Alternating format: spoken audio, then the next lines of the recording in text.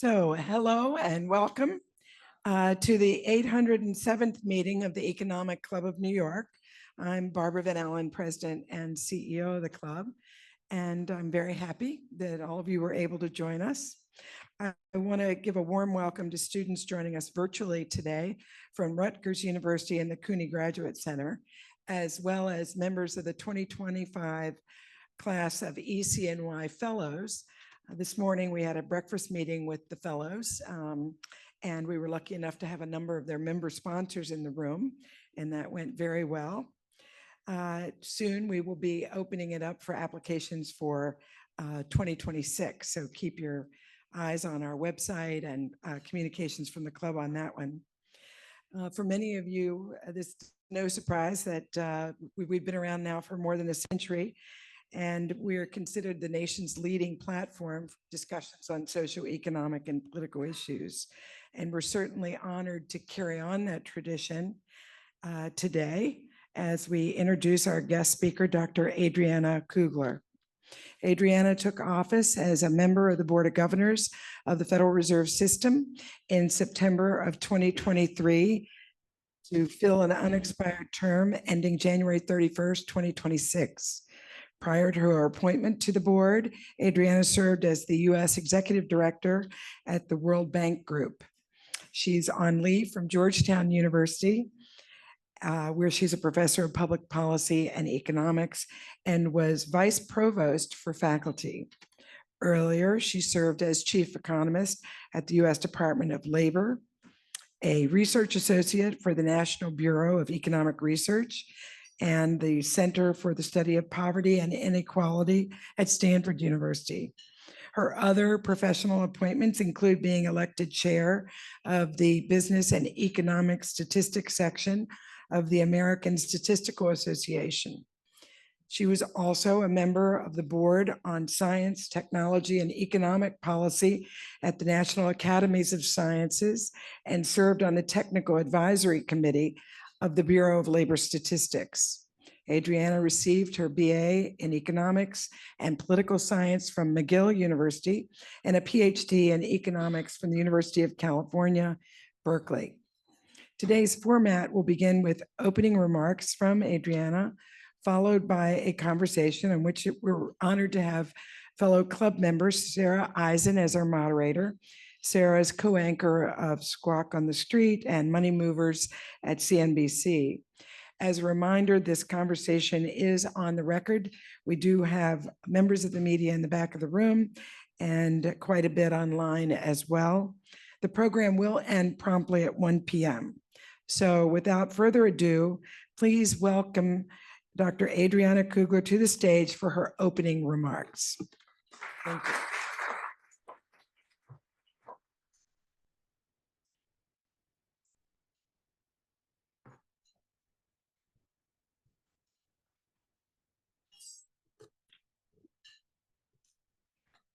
Well, thank you so much, Barbara, for that very generous introduction. And thank you for the invitation to speak to you today. It is such an honor to join other members of the Federal Open Market Committee, or FOMC, who have addressed the Economic Club of New York over the years. And I just found out from Barbara that we have very close links, especially with the Federal Reserve Bank of New York, with several of the presidents being previous presidents of the Economic Club of New York. So thank you. So my subject today is the current state of the US economy, the economic outlook as well, and the implications in particular for monetary policy. The short version is that the labor market appears resilient and stable, and economic activity is continuing to grow, although at a more moderate pace than in the second half of last year. While the labor market is currently at or near the FOMC's goal of maximum employment, there is the prospect that trade and other policy changes could raise the unemployment rate and push employment away from our objective. These policies, especially higher import tariffs, could also raise inflation over the rest of this year.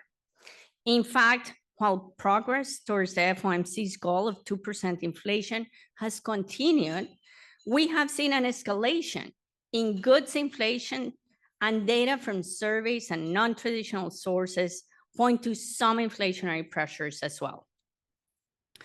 In addition to increases in US import tariffs and retaliatory increases in the tariffs that foreign countries apply to US exports, other policy changes, either proposed or already underway, relate to immigration, to fiscal policy, and to regulation.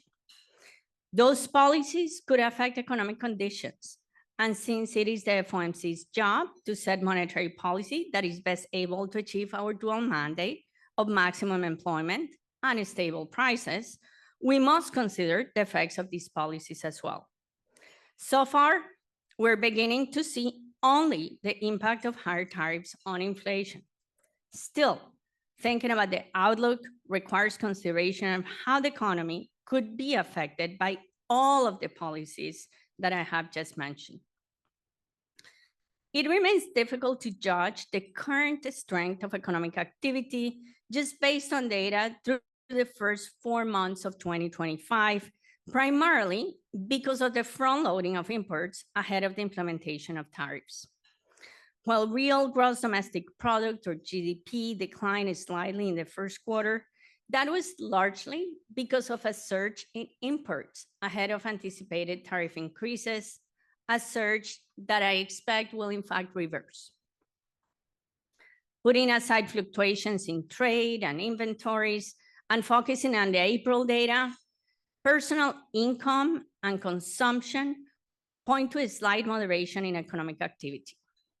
While personal disposable income increased at a healthy pace in the beginning of this year, consumption grew more slowly in April, which may indicate that consumers are becoming more cautious.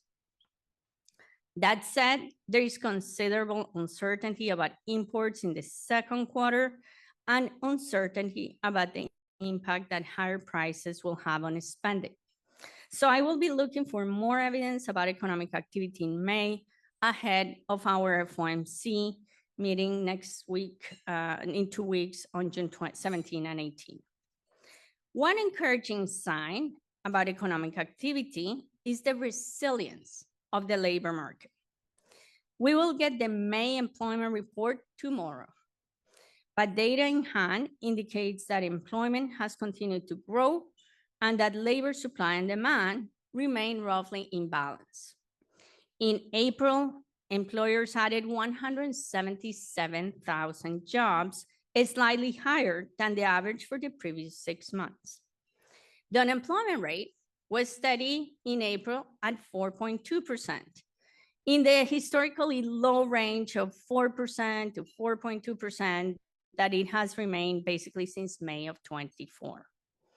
Data on job openings and quits for April likewise point to a resilient but somewhat looser labor market with a balance in demand and supply.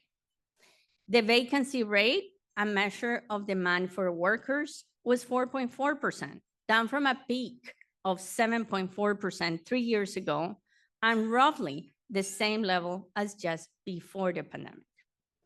The quits rate, an indicator of the confidence workers feel in terms of finding another job, has been in the narrow range of 1.9 to 2.2% since December of 23, and just a little bit below the average level in 2019. Ahead of tomorrow's employment report, other data that we have for May are generally consistent with this picture of the labor market, but may suggest some cooling. The average of private sector forecasters' predictions for total job creation is 130,000. Also, while the pace of job layoffs remain at historically low levels through the final week of May, based on the number of new claims for UI benefits, other measures suggest modest increases in layoffs. For instance, the worker adjustment and retraining notifications, or what are known as warn notices of layoffs, have ticked up since the beginning of the year, as have the mentions of layoffs in the Fed's page book, which was just released yesterday, as well as job cuts notifications data reported by the firm Challenger, Gray, and Christmas. The other side of the FOMC's dual mandate is price stability, as you well know. Progress in lowering inflation towards the committee's 2% target is slowed some since last summer, even if headline and core inflation have actually continued to decline. The FOMC's preferred inflation gauge based on personal consumption expenditures grew at an annual rate of 2.1% in April. While that is quite close to the FOMC's target, it was dragged down by a decline in energy prices. Core inflation, which excludes volatile prices for food and energy and is a good guide for future inflation, came in at 2.5%. So I do believe that our monetary policy stance, which I view as modestly restrictive, is currently appropriate to achieve and sustain 2% inflation over the longer term. Sticking with core inflation to help me judge ongoing progress towards price stability, I like to look at 12-month changes in each of the three main categories of core inflation: housing and services, services ex housing, and goods inflation. The PCE price index for housing services has declined markedly in the past year from 5.7% in April of 24 to 4.2% in April of this year. But it is still considerably above the level that persisted before the pandemic. Meanwhile, the PCE price index for core services ex housing, which makes up more than half of core PCE, has declined from 3.6% in April of last year to 3% in April of 25. So this is still somewhat above the level that prevailed before the pandemic, not as high as housing inflation, but it's still a little bit higher. And the third category is core goods inflation, which rose from a 0.2% annual rate in the 12 months through April compared to April of 24, when it had actually fallen by 0.5% over the previous 12 months. So the reason why this is relevant is that in recent decades, core goods prices have typically fallen over time, helping to keep a lid on overall inflation. So this is a meaningful reversal of the disinflationary process. To sum up, while core services inflation has fallen, it is still running above the rate before the pandemic, and the progress on core goods inflation has actually reversed. I have been paying attention to this reversal for some time and how this could be exacerbated by the announced and implemented tariffs. Research published recently by the Federal Reserve Board staff calculated that the pass-through of tariffs enacted before April 2nd to individual product categories tracking personal consumption expenditures. Using PCE data from February through April, the authors estimate that a 20% point increase in tariffs on Chinese imports earlier in the year raised overall core PCE prices by 0.2%. Since tariffs on China are, as you well know, above 20%, they're now 30%, and tariffs have increased for other countries, these results tell me, first, that the pass-through of tariffs into prices can be relatively quick, and second, that should elevated tariffs persist, larger effects may be coming pretty soon. The import surge I mentioned earlier ahead of sharp tariff increases has delayed the price effects associated with those tariffs. And the reversal in that surge that I expect in the next few months will likely signal larger price increases.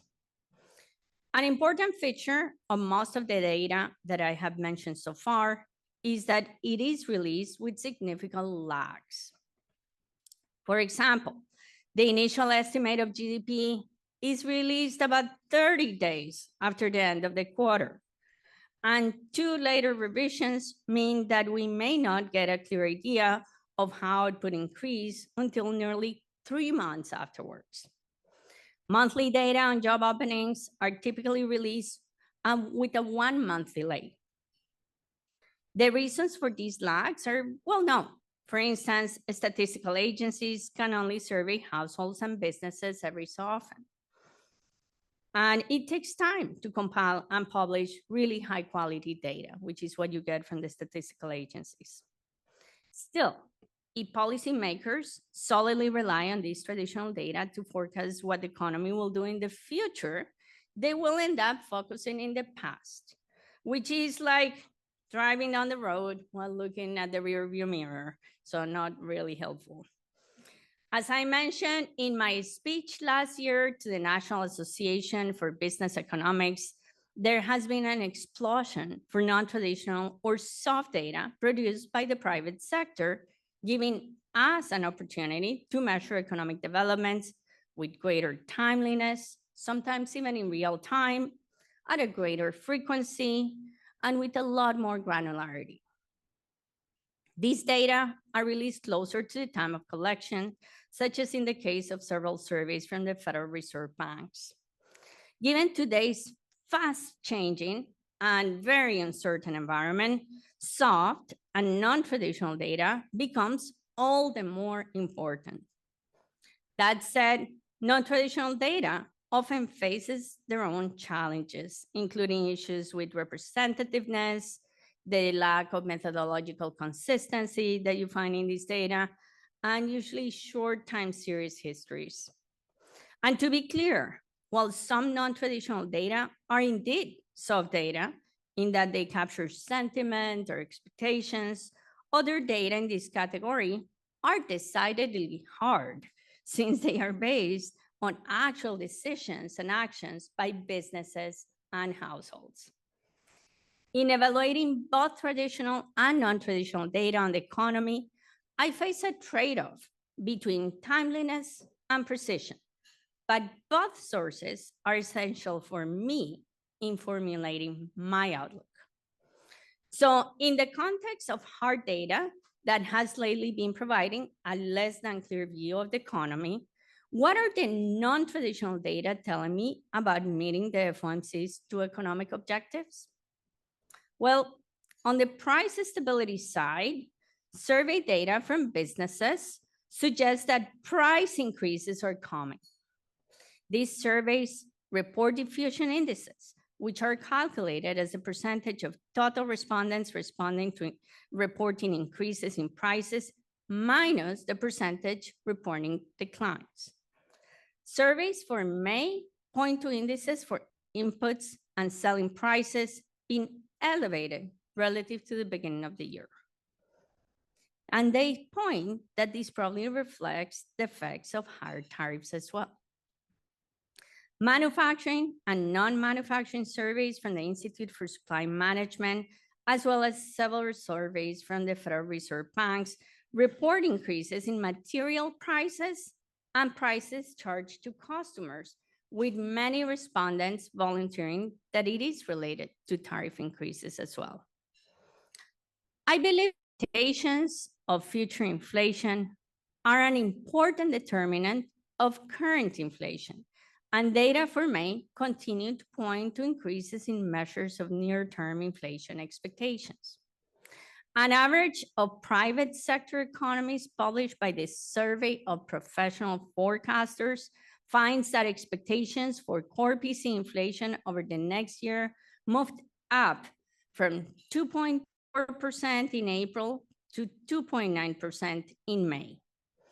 Among data on inflation expectations, as you well know, the most dramatic increases have been seen in the Michigan surveys of consumers. While I take seriously the concern that recent methodological changes, right, moving from in-person surveys to web-based surveys may have some impacts on the data and may make these surveys less reliable, this survey is a long-standing and important barometer of consumer sentiment, and I still monitor the signals it is giving to us closely. According to the Michigan survey, consumers expect inflation in the next year to average 6.6%, and over the next 5 to 10 years, so long-term inflation expectations, to average 4.2%. Tariffs continue to be an important issue in the Michigan survey, with nearly 3/4 of consumers mentioning them, up from 60% in April. Firms have also raised their inflation expectations, with a survey by the Cleveland Fed reporting an increase in the 1 year ahead expectation from 3.2% in the first quarter to 3.9% in the second quarter. However, I still see a stability in most measures of long-term inflation expectations. Notably, expectations among professional forecasters for inflation 6 to 10 years ahead decreased from 2.1% to 2%. That provides me some comfort, as it points to confidence from the public in the Fed to bring inflation to our goal of 2% over the medium term. Recent developments and the data I have been monitoring have led me to consider at least 3 channels through which tariffs could generate persistent effects on inflation. First, I have mentioned in some previous speeches that while it is true that short-run inflation expectations are influenced by short-run economic shocks, I pay close attention to them because they often represent the horizon of decision-making that is actually used by businesses and consumers. The increase in short-run inflation expectations that I previously mentioned may give businesses more leeway to raise prices, thus increasing persistence in inflation. A second channel for tariffs influencing inflation could be opportunistic prices by firms, if they take advantage to increase prices of items not directly affected by tariffs. This, along with tariffs on intermediate goods, could generate second-round effects on inflation. And a third channel is a lower productivity that may lead to upward pressures on prices. As firms adjust to the higher input costs and lower demand, they may end up cutting back on capital investment and shifting to less efficient combinations of inputs. While so far, I have only seen anecdotal evidence for the opportunistic prices among these 3 channels, I am closely monitoring any signs of increased persistence in inflation. Non-traditional data indicators of real activity suggest that the economy might be starting to slow. Measures of household sentiment about economic conditions remain downbeat. This includes, for example, those that come from the University of Michigan and the Conference Board as well. As for businesses, manufacturing surveys such as the ISM report a slowing in new orders. Additionally, the May Beige Book reports that economic activity has declined slightly relative to April. On the services side, representing the majority of businesses, the ISM PMI has trended down in the past few months and reached a level in May consistent with a stagnation. Focusing on the ISM services new order component, it declined significantly in May to one of the lowest levels in recent years. In summary, the non-traditional data on economic activity are consistent with the overall assessment that we might be seeing some moderation in economic growth, but not yet a significant slowdown. As policies on fiscal matters and immigration take shape, I find that important to also account for their implications for the US economic outlook. On the fiscal side, the omnibus bill passed by the House would add a stimulus to the economy. On the immigration side, we have seen inflows substantially down since last year, which decreases labor supply and could add meaningful upward pressure to inflation by the end of the year in sectors that are reliant on immigrant labor, such as agriculture, construction, food processing, health, and leisure and hospitality. That said, I have to say, I have not yet seen much of an imprint on wages from these developments yet. Let me conclude with the implications of all these for monetary policy. As inflation has declined over the past 2 years due in part to tighter monetary policy, the US economy has remained resilient with stable labor markets, unemployment near its maximum sustainable level. This inflation has slowed, and we're already seeing the effects of higher tariffs, which I expect will continue to increase inflation over 2025. I see greater upside risks to inflation at this juncture and potential downside risks to employment and output growth down the road. And this leads me to continue to support maintaining the FOMC's policy rate at this current setting if upside risks to inflation remain. I view our current stance of monetary policy as well positioned for any changes in the macroeconomic environment moving forward.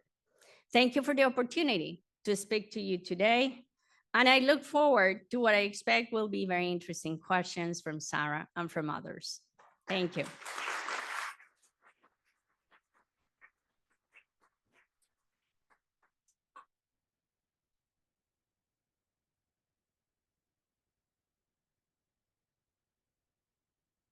Back here at the Economic Club, and very excited to hear from you, Governor Kugler, as one of the newer members, I think, on the Federal Reserve Board. It sounds to me like, if I had to sum it up, you view inflation as a bigger risk now than lower unemployment. Is that true? Yes, absolutely. higher That unemployment, is lower jobs. my assessment, that the signs we're seeing of some of the recent developments, and in particular, the announcements and also imposition of tariffs has started to show up in terms of higher prices. And as I mentioned, this shows up not only in the hard data, where you see it in goods inflation reversing, but you also see it in these non-traditional data or soft data, where we see definitely increases in material prices and prices charged to customers that come from the ISM and from several of the Fed Reserve surveys as well.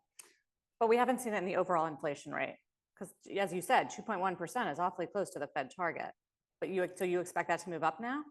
I can expect that. So, so far, if you think about it, there have been all these pauses on tariffs. There have been announcements, there have been pauses, and the response to that has been front loading or pull forward of orders from abroad and imports that has allowed still firms to purchase those goods at a lower price and to sell them still at a lower price, right, to others. So I think to some extent it hasn't fully been sold by the economy. It hasn't shown up all the way. And the process, as you know, on June 9th, there is a deadline on the state of tariffs that is in place due to the AIPA contestation from the Court of International Trade. There is the pause that is in place for China until August 10th. So in some sense, we haven't seen the full extent of the impact of the tariffs even on prices. But that will be the first order effect. Down the road, when prices go up, consumers and businesses will react and demand will come down. And that's when you expect maybe to have a bigger effect in terms of a slowdown in economic activity and employment. So that's why I'm saying, yes, my focus right now is on inflation. That will be the first order effect. And then down the road, we have started to see some moderation, mainly because of sentiment, because what people are anticipating, but it hasn't actually happened fully because that increase in prices hasn't fully been realized. There's an argument that the Fed should get ahead of that and should be closer to cutting now in order to preserve the recovery and the good jobs market. But as you know, we're fully committed to keeping inflation down too. And given the recent experience that we just all went through in post-pandemic, transitory, we know that there was a huge increase in prices And people still have that in mind, both businesses and consumers, and it shows up in inflation expectations. And those inflation expectations can feed into higher prices. So that's my main concern now. The moderation we have seen starting to show up here and there, but it's not as clear. So you're not of the view that Governor Waller has, sounds like, because he's been saying, okay, even if tariffs are inflationary, it's sort of, we should look through it. It's one time and we should worry about the economic moderation. So as I clearly said in my speech, right, I don't think it is as clear that one can look past through these tariffs and that it would be a one-shot thing or a temporary phenomenon. I, in fact, said very clearly there are 3 channels at least that I think could be making the effect of tariffs and prices more permanent. The first one being inflation expectations. The second one being this opportunistic pricing and the pricing on intermediate goods, which calls for these second round effects. And the third one is the decrease in productivity that could come because of misallocation in the economy. We start moving production from other parts of the world to the US moves production elsewhere, right? We're not necessarily producing based on comparative advantage, and that could generate inefficiencies in the economy and push up prices to more permanently. So the market right now expects 2 rate cuts this year. It sounds like maybe that's a long shot by your standard. I don't, as I clearly said, right, I don't think you're not thinking about rate cuts right now. No, I think, you know, I'm not gonna, I can tell you that my primary focus right now at this juncture is inflation. I think once tariffs are implemented fully, we can then start talking about a greater slowdown because those increases in prices will call for a reduction in demand. But that hasn't happened yet. So it doesn't make sense for us to do something. And given that policy is so very uncertain, honestly, anticipating anything is almost impossible for anybody. So I don't think, that's why I said, I think we're in a good place. And given that what is right in front of us right now is that these increases in price have already happened, that should be our focus. But one more challenge on the inflation thing, which is market-based inflation expectations haven't moved up that much. You know, if you look at the 5-year forward, or even the 1-year forward. The 1-year forward service based on tips is 3.2%. So it's not that low either. So, and again, I gave the increase based on the survey of professional forecasters that went up from 2.4 to 2.9. And if you look at surveys, again, all of them show an increase, at least the short term. These are the 1 year. As I said in the speech, I'm still, I take some confidence in the fact that long-term inflation expectations have stayed very well anchored. That's our goal. I care to make sure the public understands that our communications about our commitment to the 2% target are very clear. So precisely, we don't get unanchored inflation expectations. That is much of what we need to be doing right now. Yes. So you're very vigilant on the inflation. You also said in the speech, something that stood out to me is that the bill that just, the big beautiful bill that just passed in the House, and let's see what happens with it, it would be stimulative for the economy.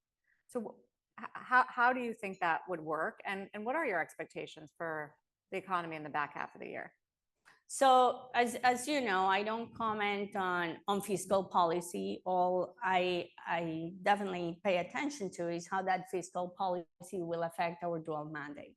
So yeah, there's some pieces in there, including the extensions of the tax cuts from the tax cuts at JCTA, right, and others that, including the deductions that are coming from SALT, including also some of the exemptions for tip workers in terms of taxes, right? All of those things are going to be stimulative. And there's some other things going on which could be contractionary, but overall, if you take the two, it's more stimulative than contractionary, that bill. And so what would be the effect? Well, the effect is it could increase demand and that could increase prices. So again, it's one more force that could push us towards an increase in prices, which is why I say I like to consider all policies. Obviously, tariffs are the key thing that everyone is discussing right now, but there are other things happening, and we need to take account of that as well as we develop our monetary policy plan. So is it your expectation that we'll see what, 2% growth, 3% growth, lower than that? No, as I said very clearly, right, I think there's some moderation in economic activity. And that's inclusive of this stimulative effect of the fiscal policies that are being passed through the Senate and the House right now. So I think there will be an stimulative effect. I think that still has to be contracted against the way tariffs are going to be contractionary and have a negative effect on demand. And overall, I think there will be moderation and there will be a slowdown. And you talked about some of the signals you're watching in the labor market. I was very eager to talk to you about the labor market because of your background in the labor department as the chief economist there. So you mentioned claims, which were a little elevated this week. They were a little elevated last week. You know, the quits rate, as you said, has come down a lot. We still have good job openings.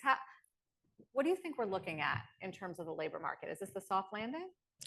So the labor market, as I mentioned, has been really resilient.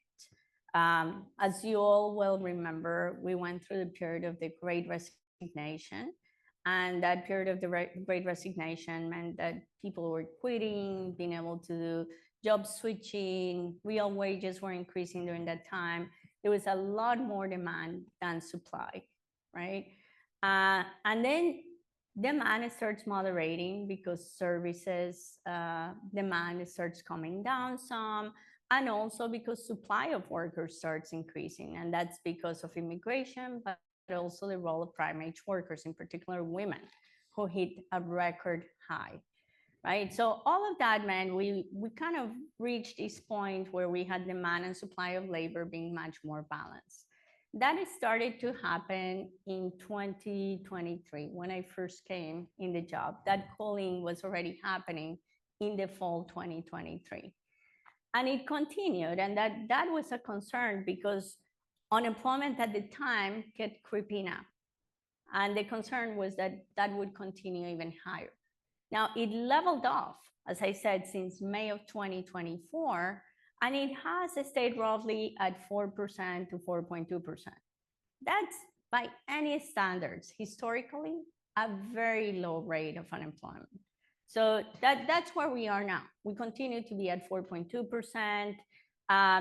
The labor market has normalized in the sense that, for example, the vacancy to unemployment ratio was at 2 at some point, right? So 2 unemployed workers per vacancy, now it's 1. So it's 1 to 1. So it's roughly in balance, you would say, right? So that's what we are. Interestingly, all of this has happened because of reductions in hiring, not much because of an increase in layoffs. And that's very positive because it's not causing as much pain for households and those that don't have jobs. And that continues to be the case. I think there's some signs. The UI data, I would say, it jumps a lot week to week. And there's sometimes, and I look at this data very closely. I remember when I was at the Department of Labor back between 2011 and 2013, right? You look at every state, every category, you know that something may be happening that ticked up that UI number just in 1 week. And so we pay a lot of attention to that, and that happens week to week. But generally, again, these are by any historical standards, and I remember at the time at the Department of Labor, those UI claims were at 300,000 and above, right? We're talking about UI claims that are roughly between 200, 230, 247 this week, but they have stayed on the lower range. So that's not bothering me a lot. I think there are other signs, as I said, layoffs have been picking up. since the beginning of the year, and they keep going up. So if they continue to keep going up, I'll be more concerned. I think the war notices are the other measure that shows us that, at least the potential for layoffs, the same as this Challenger, Christmas, and Gray measure, which gives you announced job cuts. Some of those announcements are starting to show up, but not necessarily realized. So I'm paying close attention, but I haven't seen huge signs of warning. I just see a little bit of signs of potential cooling. What about ADP? Do you care about ADP? That was also weak this month. ADP has been consistently lower than the CS data for now years. So I think what you have to pay attention is kind of the changes more than the levels. ADP, as I said, always comes out, or at least since 22 or so, it has been coming down below the numbers that we get from the Department of Labor, from BLS. And so I'm not particularly concerned about that number. And it's very erratic. So we have to take it with a grain of salt. I think we have to be careful. But we should see, again, the changes, and if those changes are more permanent, if it's not just a one-time thing. Because these changes have shown up before in ADP numbers as well. But speaking of some of the structural changes, I'm curious how you view the immigration issue and the impact on labor supply and demand, and the big shift we've seen in policy from the Biden administration to the Trump administration. So as you know, I have been giving a number of speeches where I have pointed out the potential policy and actually what I think have been positive effects of immigration and productivity. And I think those two positive supply shocks served us very well in getting to the place where we were at the end of last year. So certainly immigration, as I just described, really helped us to increase labor supply at a time when not only did we lose older workers, we also lost younger workers and even prime age workers. During the pandemic, we drew out of the labor force in big numbers. So we needed help from somewhere else. And that help came because of these immigrant workers, which were entering the labor force. So there was a huge inflow in between 22 and 24. It started to slow down in the second half of last year. And now we certainly see that inflows have completely stalled, especially at the border. And there's some outflows that have increased as well, especially for other foreign nationals, those that may be undocumented. So that is starting to show in the data. What that means is that net flows are going to come down and are likely to come down, even completely stall by the end of the year in the next 2 years. And I don't comment on immigration policy. That's not my job. What I do is look at how that affects our dual mandate. So it clearly will affect the labor market. Because it'll keep supply tighter now. Absolutely. It may make labor markets tighter again. Do you think it'll increase wages? So as I said in the speech, I don't think we have seen any effects on wages yet, as of yet, right? That's now, but it's only been a couple of months. It's been 4 months, right? So I think by the end of the year, we could start to see some effects in a specific sectors.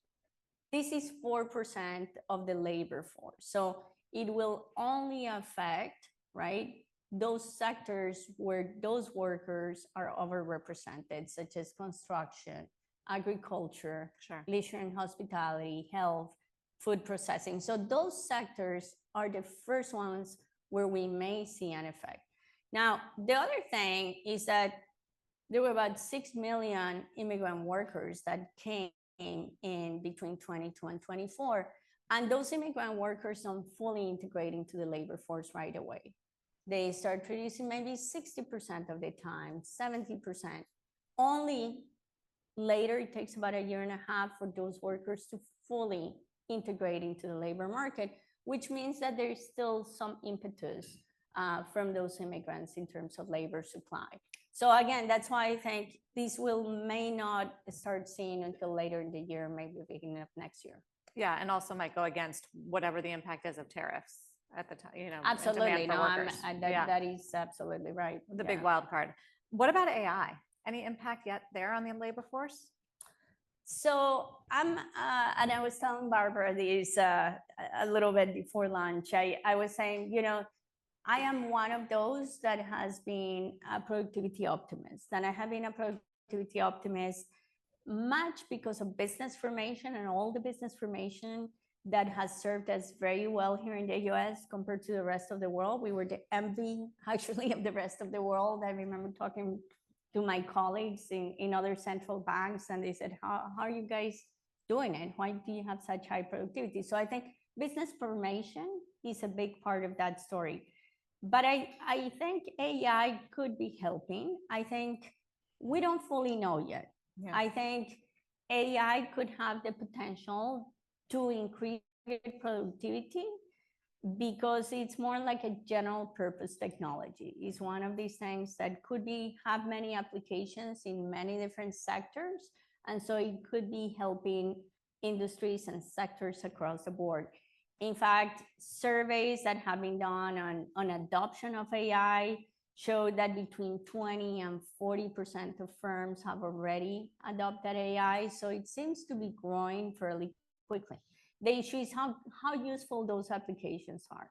The implications for the labor market, I would say, could be very nuanced.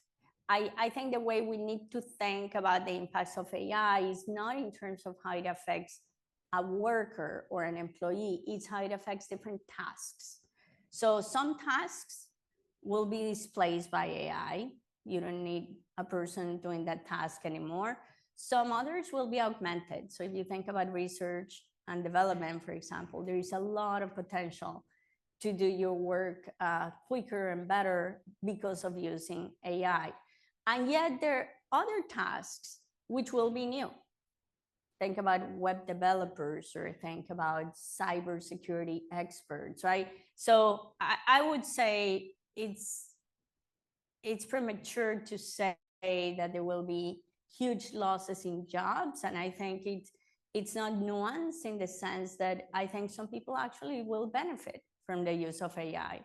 And so if anything, the labor demand for those workers will increase, and yet there are new workers and new tasks that will be required because of AI. I feel like this debate is live again. Yeah. We worried about the workers, and then we kind of were okay with it because all the companies said that they're going to create new jobs. Recently, the Anthropic CEO was quoted as saying unemployment's going to go up to 8 to 10%. I mean, there's going to be mass layoffs. Yeah, I thought it was even higher, 10 to 20% Maybe. Or something. But I've seen other estimates too, and from colleagues that I appreciate very much and who've done a lot of work on this issue, like Adriana Kugler that puts it at 5%. So there's a full range.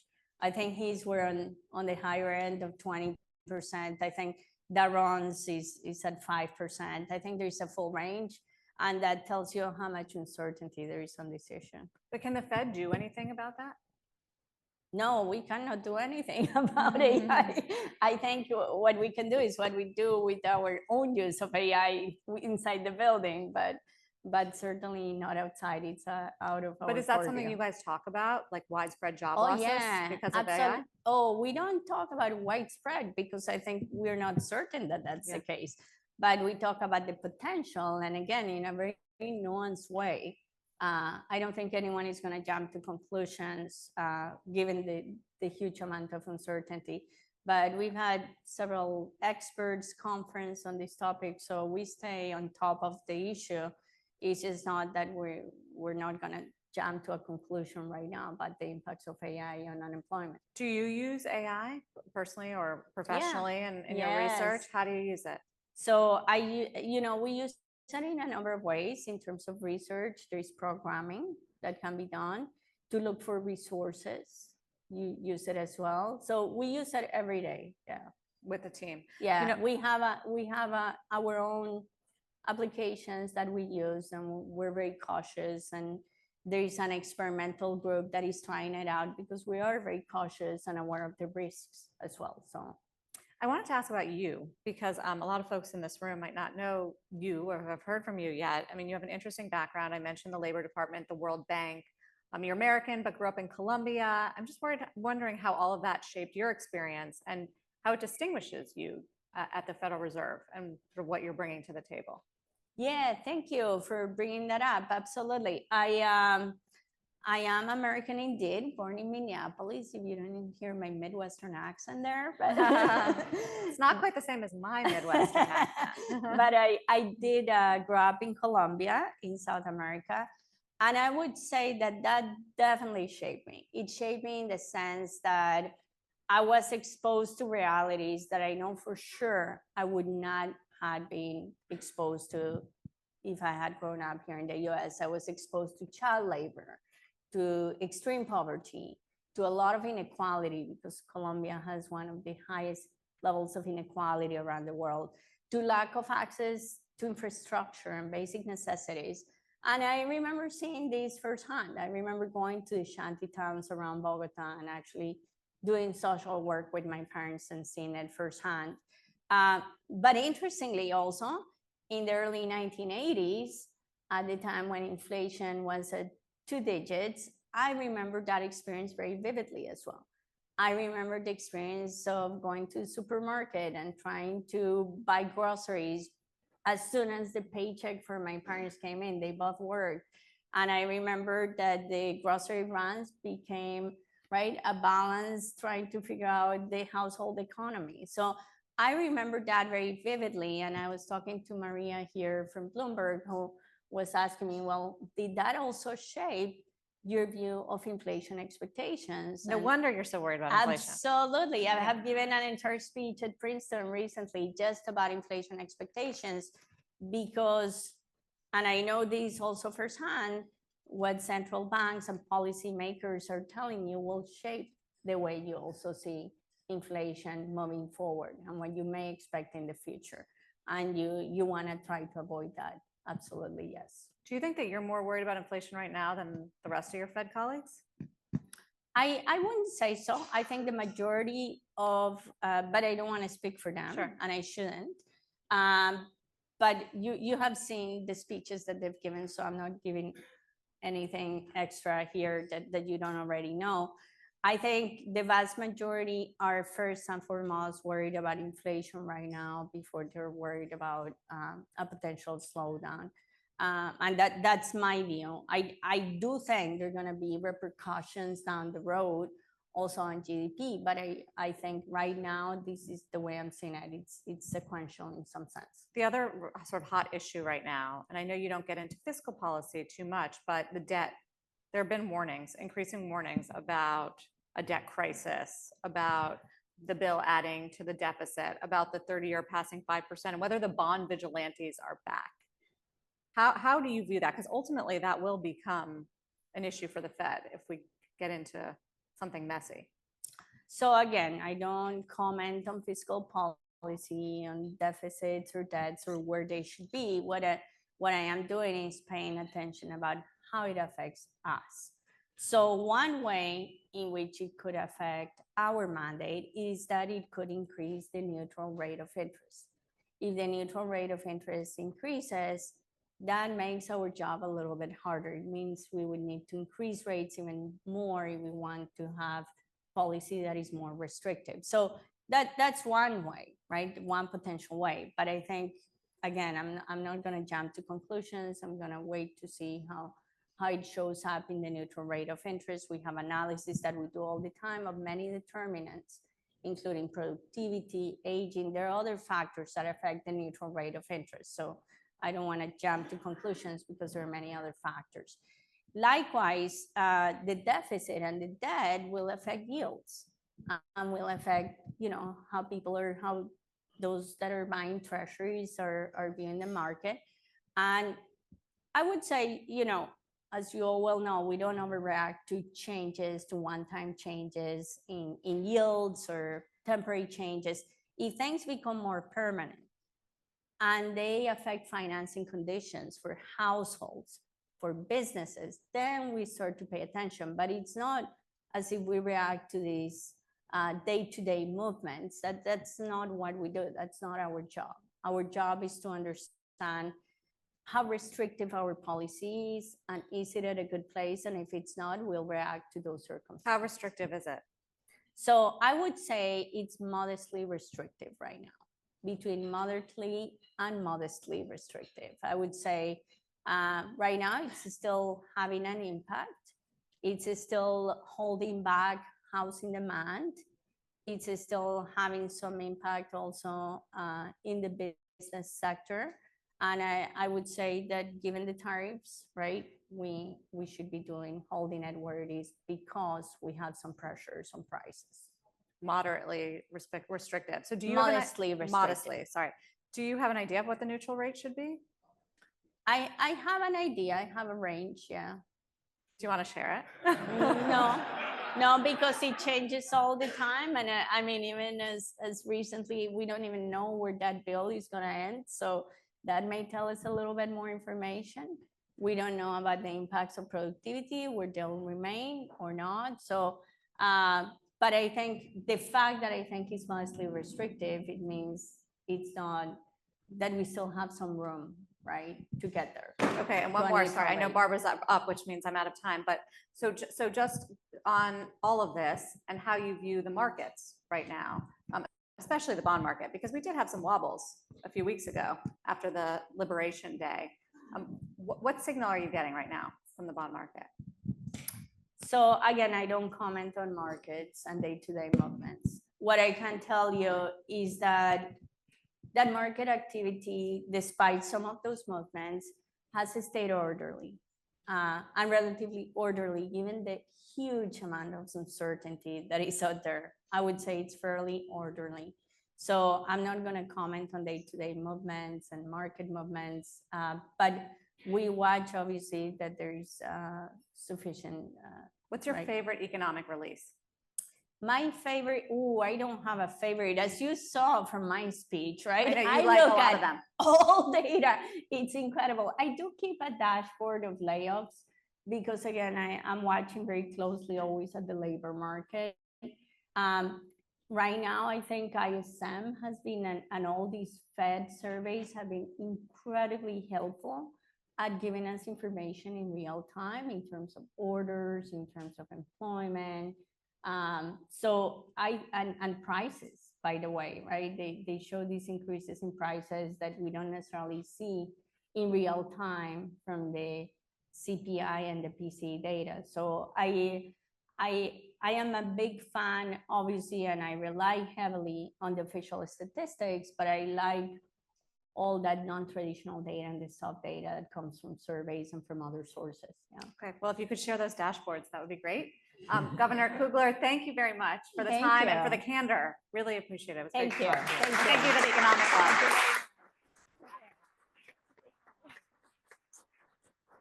Well, thank you both for your time today. That was a very insightful conversation, and we really appreciated you being here, Governor.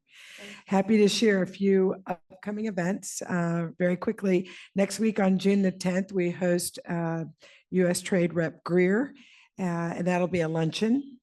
And 2 days later, June the 12th, we have a luncheon with club member Philippe Lafont, founder and portfolio manager of Couture Management. June 26th, we have an author series webinar featuring a former CIA intelligence officer, Christina Hillsberg, who will give us some insight on a historical basis looking into her career within the CIA. So more will be added, so stay tuned. And we encourage you to mark your calendars, of course. Before we close, we always like to recognize those attending from our nearly now 400 members of the Centennial Society, as their generous contributions make our programming possible.